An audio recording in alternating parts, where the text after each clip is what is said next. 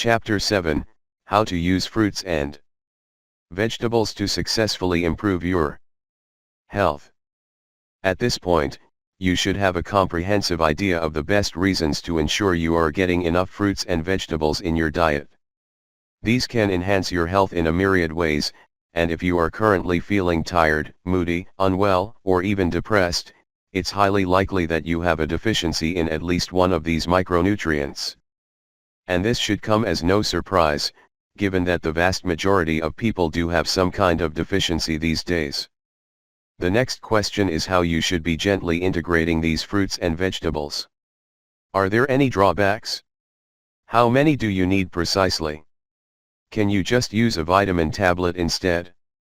How many fruits and vegetables do you need really? You might have heard that you should be aiming to consume at least 5 different fruits and vegetables a day.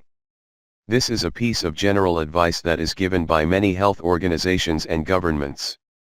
Some organizations have increased this number to 7. It is good advice, however it is also arbitrary. What do I mean by that? Essentially, that it is based on nothing. Fruits and vegetables are not inherently good for you. They are not good for you because they are fruits and vegetables. Rather, they are good for you because they contain all those essential micronutrients. Those micronutrients are required in different quantities and varieties, and ultimately the best thing we can do for our health is just to get as many of them as possible. The more fruits and vegetables you consume, the better. And it is very hard to overdose when you get your nutrients from natural sources like this. And be very dubious when a packet of food tells you it counts as one of your 5 a day. If that food is highly processed, then chances are it won't contain many nutrients in it at all anymore. At the very least, it is likely to be much lower in fiber. Thus, the benefits won't be as great as they would have been had you consumed that nutrient itself. Apply some common sense, and where possible, eat as many whole, real fruits and vegetables as you can. The dangers of too many fruits and vegetables. That said, you can do yourself damage by consuming too many fruits and vegetables. Or to be a little more specific, it is relatively easy to cause harm by consuming too much fruit.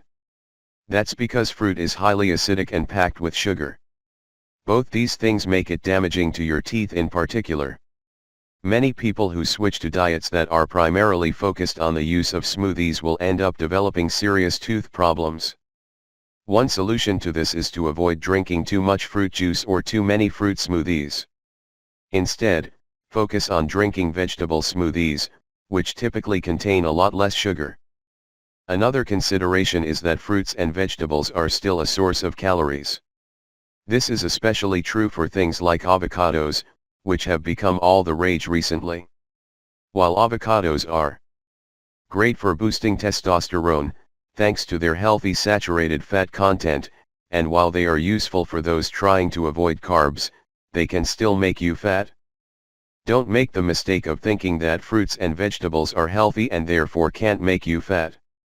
The truth is that they still contain calories and you still need to track and manage those calories to avoid unwanted weight gain.